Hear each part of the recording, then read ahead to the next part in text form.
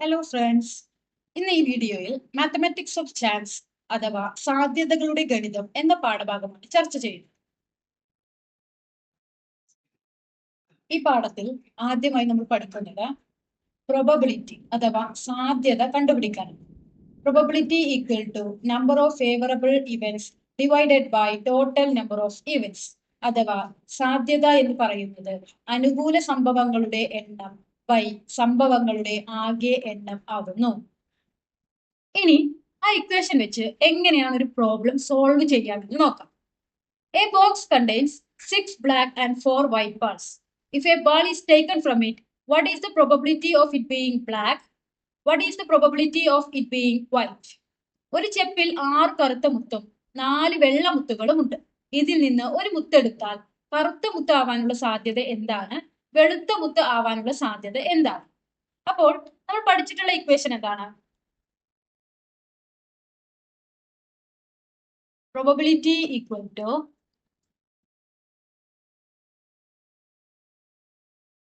number of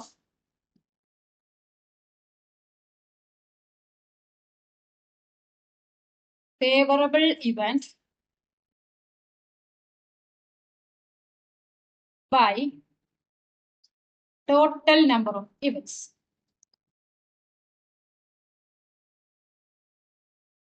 അഥവാ സാധ്യത എന്ന് പറയുന്നത് അനുകൂല സംഭവങ്ങളുടെ എണ്ണം ബൈ ആകെയുള്ള സംഭവങ്ങളുടെ എണ്ണം. ഇവിടെ ഇവന്റ്സ് എന്ന് പറയുന്നത് എന്താണ്? Number of balls. അപ്പോൾ ടോട്ടൽ നമ്പർ ഓഫ് ഇവന്റ്സ് എന്ന് പറയുന്നത് ടോട്ടൽ നമ്പർ ഓഫ് ബോൾസ് ആണ്. ക്വസ്റ്റ്യനിൽ നമുക്ക് തന്നിട്ടുണ്ട് A box contains 6 black and 4 white balls. ഒരു ചെപ്പിൽ 6 കറുത്ത മുത്തും 4 വെള്ള മുത്തുകളും ഉണ്ട്. അപ്പോൾ ടോട്ടൽ നമ്പർ ഓഫ് ബോൾസ് എത്രയാണ്? 6 + 4 = 10. ഇനി ആദ്യം തന്നെ കണ്ടുപിടിക്കാൻ പറഞ്ഞിട്ടുള്ളത് എന്താണ്? What is the probability of it being black? അതായത് പി ഓഫ് ബ്ലാക്ക് ആണ് കാണാൻ പറഞ്ഞിട്ടുള്ളത്. ബ്ലാക്ക് അഥവാ കറുത്ത മുത്താവാനുള്ള സാധ്യത. ഇക്വേഷൻ പ്രകാരം നമുക്ക് എങ്ങനെ എഴുതാം? എൻ ഓഫ് ബ്ലാക്ക് അഥവാ നമ്പർ ഓഫ് ബ്ലാക്ക് ബോൾസ്, കറുത്ത മുത്തുകളുടെ എണ്ണം, divided by N of total, number of total balls. ഇനി എൻ ഓഫ് ബ്ലാക്ക് അഥവാ നമ്പർ ഓഫ് ബ്ലാക്ക് ബോൾസ് എത്രയുണ്ട്? 6 by total number of balls എത്രയുണ്ട്? 10. അപ്പോൾ probability of it being black അഥവാ കറുത്ത മുത്ത് ആവാനുള്ള സാധ്യത എന്ന് പറയുന്നത് എത്രയാണ്? 6/10 ആണ്. അടുത്ത ചോദ്യം, probability of it being white, വെളുത്ത മുത്ത് ആവാനുള്ള സാധ്യത എന്താണ്? നമ്മൾ പി ഓഫ് വൈറ്റ് എന്ന്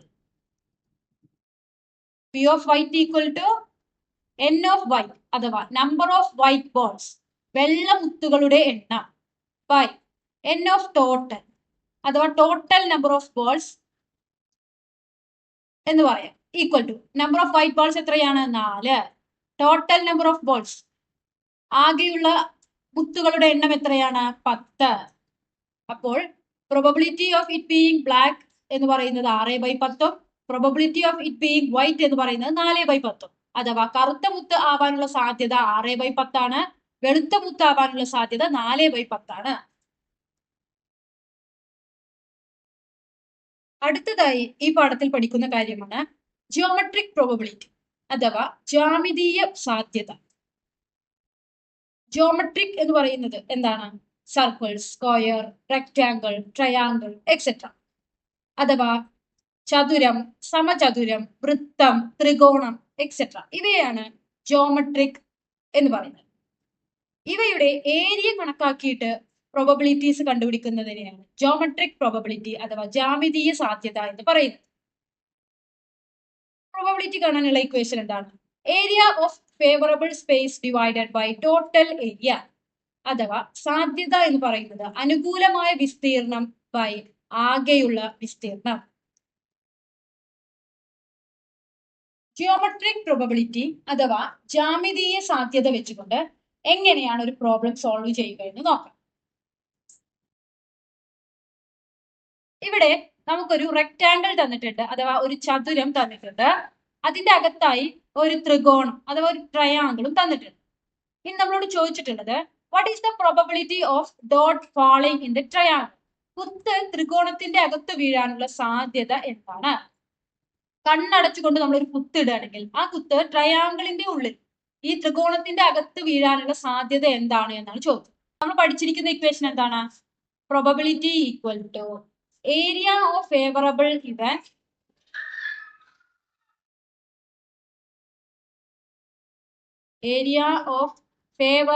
event divided by total area.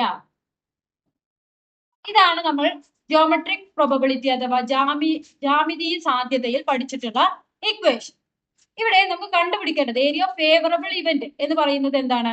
ഇവിടെ ഡോട്ട് ട്രയാങ്കിളിന്റെ അഥവാ ത്രികോണത്തിന്റെ ഉള്ളിൽ വീഴാനുള്ള സാധ്യതയാണ് നമ്മളോട് ചോദിച്ചിട്ടുള്ളത്. അപ്പോൾ ഫേവറബിൾ ഇവന്റ് അഥവാ ഫേവറബിൾ അനുകൂലമായ സ്പേസ് ഏതാണ്? ട്രയാങ്കിൾ ആണ്. അപ്പൊ നമുക്ക് ഈ ഇക്വേഷൻ എങ്ങനെ എഴുതാം? Area of triangle divided by total area.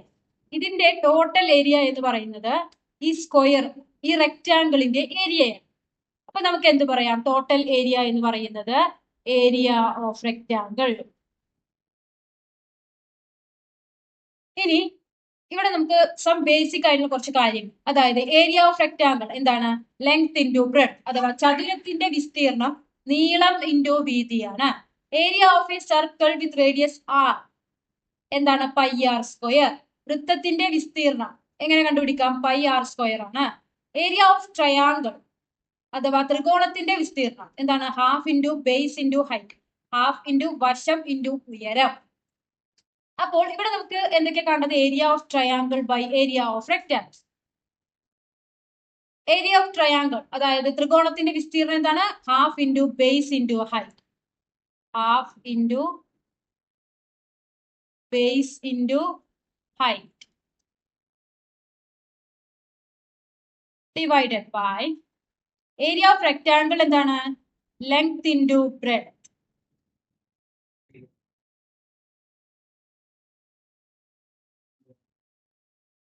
ഇനി ത്രികോണത്തിന്റെ ബേസും ഹൈറ്റും എന്താണ്? ഇതാണ് ബേസ്, അതുപോലെ ഇതാണ് ഹൈറ്റ്. അപ്പൊ നമുക്ക് ബേസിന് എ എന്ന് കൊടുക്കാം, ഹൈറ്റിന് ബി എന്നും കൊടുക്കാം. അപ്പൊ നമുക്ക് എങ്ങനെ എഴുതാൻ പറ്റും? Half into A into b എന്ന് എഴുതാം. ഈക്വൽ ടു ഈ എയും ബിയും ചതുരത്തിന്റെ നീളവും വീതിയുമാണ്, അഥവാ ലെങ്ത്തും ബ്രെഡ്ത്തുമാണ്. അപ്പൊ നമുക്ക് എങ്ങനെ എഴുതാം? ലെങ്ത് ഇൻറ്റു ബ്രെഡ്ത്തിന് എ ഇൻറ്റു ബി എന്ന്. ന്യൂമറേറ്ററിലും ഡിനോമിനേറ്ററിലും ഒരുപോലെ എ ഇൻറ്റു ബി വന്നു കഴിഞ്ഞാൽ നമുക്ക് എന്ത് ചെയ്യാം? എ ബിനെ വെട്ടിക്കളയാം. ബാക്കി എന്താണ്? 1/2. അപ്പൊ നമുക്ക് എന്ത് പറയാം? Probability of dot falling in the triangle. ട്രയാങ്കിളിൽ നമ്മളുടെ ഒരു ഡോട്ട് അല്ലെങ്കിൽ ഒരു കുത്ത് വീഴാനുള്ള സാധ്യത 1/2 ആണെന്ന് പറയാം. ജിയോമെട്രിക് പ്രോബബിലിറ്റി അഥവാ ജാമിതീയ സാധ്യത എന്ന ഭാഗത്തിൽ നിന്നും വന്ന മറ്റൊരു ചോദ്യം നോക്കാം. ഇവിടെ നമുക്കൊരു സ്ക്വയർ അഥവാ ഒരു ചതുരം തന്നിട്ടുണ്ട്. ആ ചതുരത്തിനകത്ത് ഒരു വൃത്തം അഥവാ ഒരു സർക്കിളും തന്നിട്ടുണ്ട്. ഇനി നമ്മളോട് എന്താ ചോദിച്ചിട്ടുള്ളത്? What is the probability of dot falling in the circle? കുത്ത് വൃത്തത്തിന്റെ അകത്താകാനുള്ള സാധ്യത എന്താണ്? ഇവിടെ നമ്മൾ കാണാതെ ഒരു കുത്തിട്ട് കഴിഞ്ഞാൽ അത് ഈ വൃത്തത്തിന്റെ അകത്ത് വരാനുള്ള സാധ്യത എത്രയാണെന്നാണ് ചോദ്യം. അപ്പോൾ നമുക്കറിയാം ജിയോമെട്രിക് പ്രോബബിലിറ്റിയുടെ ഇക്വേഷൻ എന്താ? P equal to area of favourable space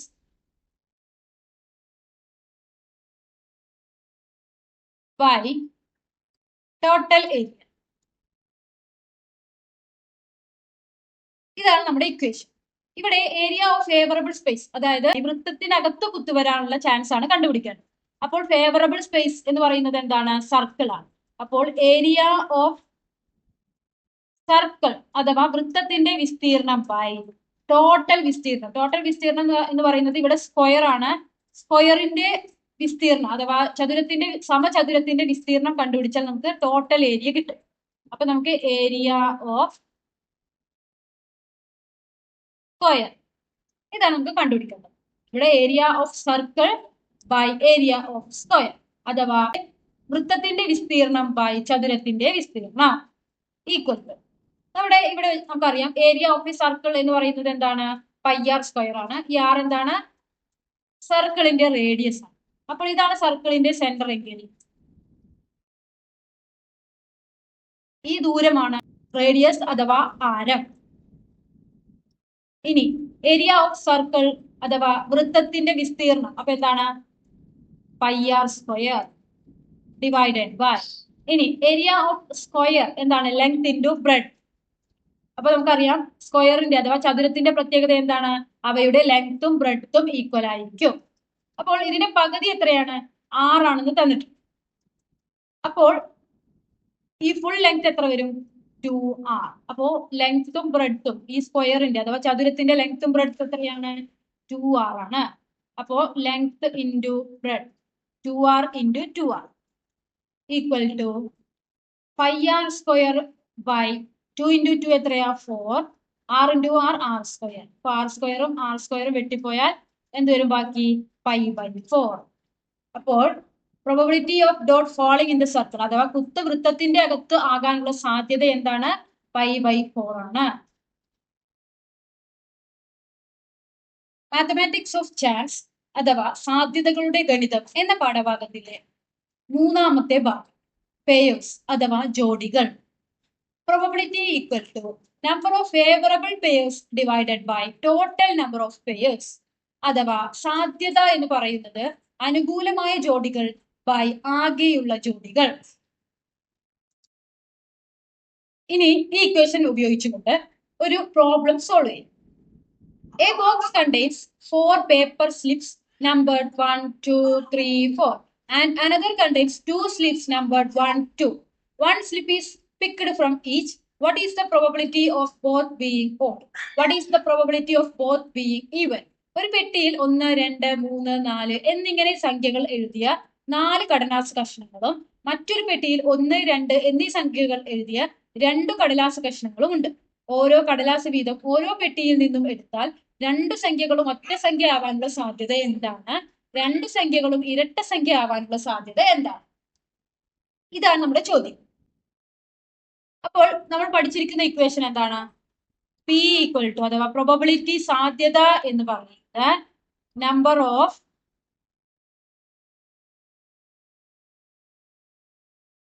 favourable pairs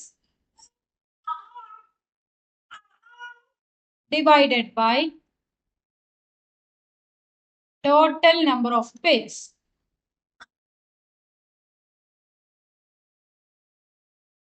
ഇവിടെ നമുക്ക് തന്നിട്ടുണ്ട് a box contains 4 slips numbered 1, 2, 3, 4. ഒരു പെട്ടിയിൽ 4 കടലാസ് കഷ്ണങ്ങൾ 1, 2, 3, 4 എന്ന് എഴുതിയ 4 കടലാസ് കഷ്ണങ്ങൾ ഉണ്ട്. ഇനി മറ്റൊരു പെട്ടിയിൽ 2 കടലാസ് കഷ്ണങ്ങൾ ഉണ്ട്. അതിൽ എന്തൊക്കെയാണ് നമ്പേഴ്സ് 1 ഉം 2. ഓരോ സ്ലിപ്പ് വീതം ഓരോ ബോക്സിൽ നിന്നും എടുക്കും. അപ്പോൾ ഏതൊക്കെ തരം ജോഡികൾ അവിടെ ഉണ്ടാവാം? 1 ഉം 1, 2, 1, 3, 1, 4, 1, 1, 2, 2, 2, 3, 2, 4, 2 ഇത്രയും ജോഡികൾ അവിടെ ഉണ്ടാവും. അപ്പോൾ ടോട്ടൽ നമ്പർ ഓഫ് പെയേഴ്സ് എത്രയാണ്? അഥവാ ആകെയുള്ള ജോഡികൾ എത്രയാണ്? 1, 2, 3, 4, 5, 6, 7, 8. 8 നമ്പർ ഓഫ് പെയേഴ്സ്. ഇത് കാണാനുള്ള എളുപ്പമാർഗം എന്താണെന്ന് വെച്ചാൽ ഇവിടെ നമുക്ക് തന്നിട്ടുണ്ട് ഒരു ബോക്സിൽ എത്രയാണ് 4 സ്ലിപ്പും അടുത്ത ബോക്സിൽ 2 സ്ലിപ്പും. അപ്പോൾ 4 ഇൻറ്റു 2 ചെയ്തു കഴിഞ്ഞാൽ 8. ഇത്രയും ജോഡികളാണ് അവിടെ ഉണ്ടാവുന്നത്. ഇനി നമ്മളോട് ആദ്യം തന്നെ കണ്ടുപിടിക്കാൻ പറഞ്ഞിട്ടുള്ളത് probability of both being odd. 2 സംഖ്യകളും ഒറ്റ സംഖ്യ ആവാനുള്ള സാധ്യത എന്താണ് എന്നാണ് ആദ്യത്തെ ചോദ്യം. അപ്പോൾ പി ഓഫ് ഓഡ് എന്ന് പറയുന്നത് നമുക്ക് എങ്ങനെ എഴുതാം? Number of odd pairs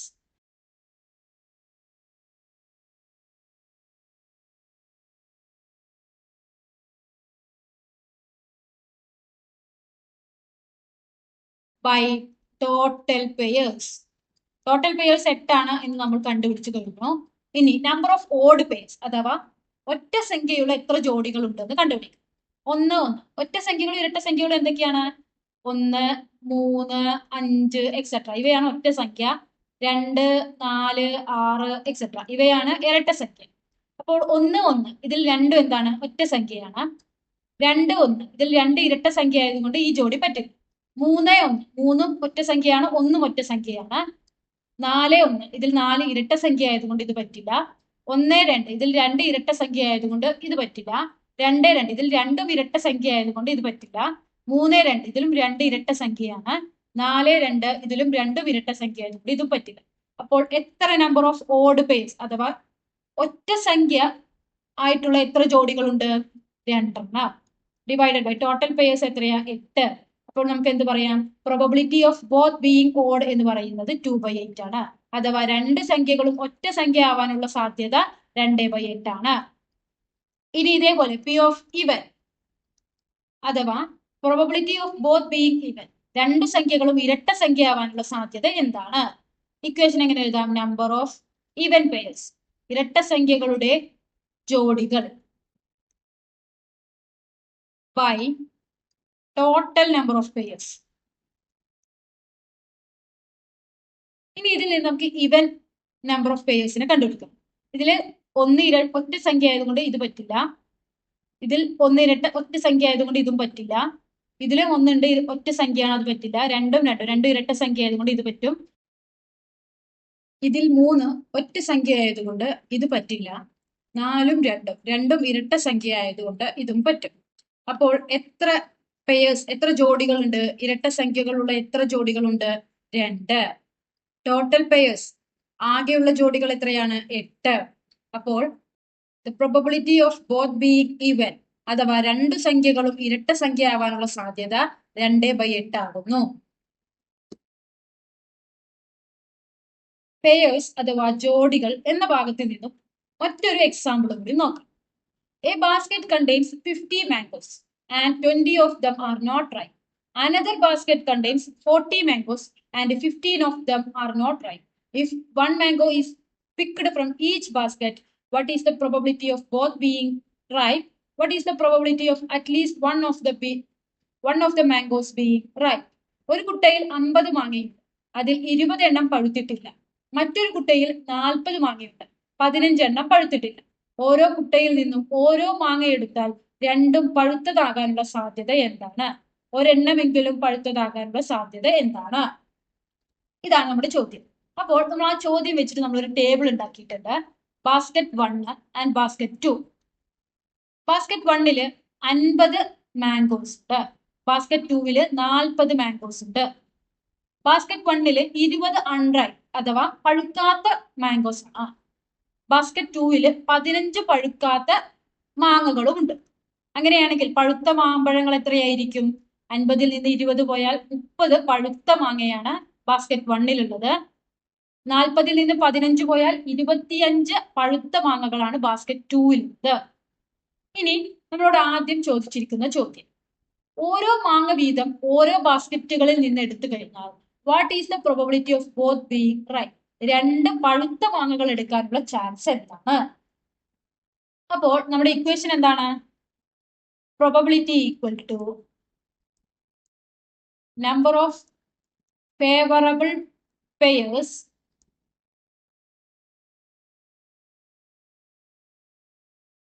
divided by total number of pairs. ആദ്യം തന്നെ നമുക്ക് ടോട്ടൽ നമ്പർ ഓഫ് പെയർസ് കണ്ടുപിടിക്കാം. നേരത്തെ പ്രോബ്ലത്തിൽ പറഞ്ഞിരുന്നു ടോട്ടൽ നമ്പർ ഓഫ് പെയർസ് കണ്ടുപിടിക്കാനുള്ള എളുപ്പ വഴി എന്താണ്? അവിടെ നമുക്ക് 2 ബോക്സുകളാണ് ഉണ്ടായിരുന്നത്. അതിൽ ഒരു ബോക്സിൽ 4ഉം ഒരു ബോക്സിൽ 2ഉം സ്ലിപ്സ് ആണ് ഉണ്ടായിരുന്നത്. അപ്പൊ നമ്മൾ ടോട്ടൽ നമ്പർ ഓഫ് പെയർസ് എങ്ങനെയാണ് കണ്ടുപിടിച്ചത്? 4 × 2. ഇവിടെ ബാസ്കറ്റ് 1 ടോട്ടൽ എത്ര മാംഗോസ് ഉണ്ട്? 50. ബാസ്കറ്റ് 2 40. അപ്പോൾ 50 × 40 അതായത് 2000. അതാണ് ടോട്ടൽ നമ്പർ ഓഫ് പെയർസ്. അതാണ് എങ്ങനെയാണ് total number of pairs easy ആയിട്ട് കണ്ടുപിടിക്കുന്നത് മനസ്സിലായിട്ടുണ്ടാവും. ഇനി നമുക്ക് ആദ്യം കണ്ടുപിടിക്കേണ്ടത് P of both mangoes are ripe. രണ്ട് പഴുത്ത മാങ്ങകൾ എടുക്കാനുള്ള ചാൻസ് ആണ് കണ്ടുപിടിക്കേണ്ടത്. അപ്പോൾ നമ്പർ ഓഫ് ഫേവറബിൾ പെയേഴ്സ് എന്ന് പറയുന്നത് എന്താണ്? Number of ripe mango pairs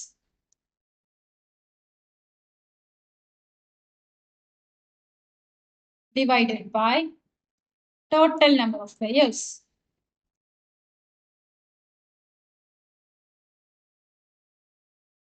ഇനി ടോട്ടൽ നമ്പർ ഓഫ് പെയേഴ്സ് കണ്ടുപിടിച്ച പോലെ തന്നെയാണ് number of ripe mango pairs കണ്ടുപിടിക്കുക.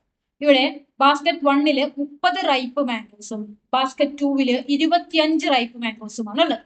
അപ്പോൾ നമുക്ക് ടോട്ടൽ റൈപ്പ് മാംഗോ പെയേഴ്സ് എത്രയുണ്ടാവും എങ്ങനെ കാണാം? 30 × 25 ബൈ 2000. 30 × 25 എത്രയാണ്? 750. 750 ബൈ 2000. അപ്പോൾ നമുക്ക് എന്ത് പറയാം? Probability of both being right അഥവാ രണ്ടും പഴുത്തതാകാനുള്ള സാധ്യത 750 ബൈ 2000 ആണ്. ഇനി അടുത്ത ചോദ്യം, what is the probability of at least one of the mangoes being ripe? ഒരെണ്ണമെങ്കിലും പഴുത്തതാകാനുള്ള സാധ്യത എന്താണ്? ഇങ്ങനെ ചോദിക്കുമ്പോൾ അവിടെ നമുക്ക് കുറച്ച് അധികം കേസുകൾ വരും. ഒന്നാമത്തെ കേസ് എന്താണ്? അറ്റ്ലീസ്റ്റ് വൺ മാംഗോസ് റൈപ്പ് ആവണം. അതായത് 2 മാംഗോസ് അഥവാ 2 മാങ്ങകൾ എടുക്കുമ്പോൾ അത് ഒരെണ്ണമെങ്കിലും പഴുത്തതാകാനുള്ള ചാൻസ്. അപ്പോൾ എന്തൊക്കെ കേസ് വരാം? ബാസ്കറ്റ് 1 നിന്ന് എന്ത് ചെയ്യുന്നു? പഴുത്തത് എടുക്കുന്നു. ബാസ്കറ്റ് 2 നിന്ന് പഴുക്കാത്തത് എടുക്കുന്നു. ഇങ്ങനെ ഒരു ജോഡി വരാം. അതേപോലെ ബാസ്കറ്റ് 1 നിന്ന് നമ്മൾക്ക് അൺറൈപ്പ് അഥവാ പഴുക്കാത്ത മാങ്ങ എടുക്കുന്നു. ബാസ്കറ്റ് 2 നിന്നും പഴുത്ത മാങ്ങ എടുക്കുന്നു. ഇനി മൂന്നാമത്തെ case, at least one of the mangoes being ripe, അതായത് ഒരെണ്ണമെങ്കിലും പഴുത്തതാകണം എന്നാണ് പറഞ്ഞിട്ടുള്ളത്. അപ്പൊ വേണമെങ്കിൽ രണ്ടും എന്താവാം? പഴുത്തതാകാം. അപ്പോൾ റൈപ്പ് ഇത്രയും പെയേഴ്സ് അവിടെ വരാനുള്ള ചാൻസുകൾ ഉണ്ട്. അതായത് at least one of the mangoes being ripe, ഒരെണ്ണമെങ്കിലും പഴുത്തതാകാൻ സാധ്യതയായിട്ടുള്ള ജോഡികൾ നമ്മൾ തിരഞ്ഞെടുക്കുകയാണെങ്കിൽ ഇത്രയും തരം ജോഡികൾ അവിടെ വരാനുള്ള ചാൻസ്. ഇനി ഈ ജോഡികൾ എത്ര വട്ടം വരാൻ ചാൻസ് ഉണ്ട്? അതായത് ബാസ്കറ്റ് 1 നിന്ന് റൈപ്പും ബാസ്കറ്റ് 2 നിന്ന് അൺറൈപ്പ്, അതായത് ബാസ്കറ്റ് 1 നിന്ന് റൈപ്പ്, ബാസ്കറ്റ് 2 നിന്ന് അൺറൈപ്പ്. അപ്പൊ എത്രയും 30 × 15. അതേപോലെ അടുത്തത് ബാസ്കറ്റ് 1 നിന്ന് അൺറൈപ്പും ബാസ്കറ്റ് 2 നിന്ന് റൈപ്പ്, എത്ര? 20 × 25. ഇനി ലാസ്റ്റ് വരുന്ന കേസ്, രണ്ടും റൈപ്പ്, 30 × 25.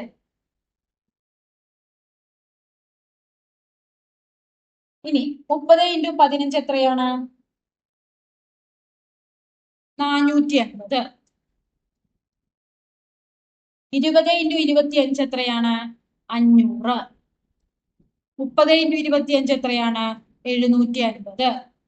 അപ്പൊ ടോട്ടൽ എത്ര വരും? 450 + 500 + 750 1700. അപ്പൊ നമുക്ക് എങ്ങനെ പറയാം? Probability of at least one mango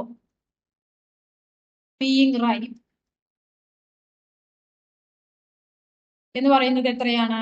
1700 by 2000.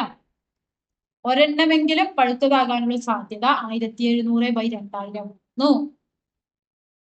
ഈ വീഡിയോ എല്ലാവർക്കും ഉപകാരപ്രദമായെന്ന് പ്രതീക്ഷിക്കുന്നു. അടുത്ത വീഡിയോയിൽ മാത്തമാറ്റിക്സ് ഓഫ് ചാൻസ് അഥവാ സാധ്യതകളുടെ ഗണിതം എന്ന പാഠഭാഗത്തിൽ നിന്നും 2014 മുതൽ 2025 വർഷങ്ങളിൽ വന്ന എല്ലാ ചോദ്യങ്ങളും അവയുടെ ഉത്തരങ്ങളും ചർച്ച ചെയ്യുന്നതാണ്. Thank you.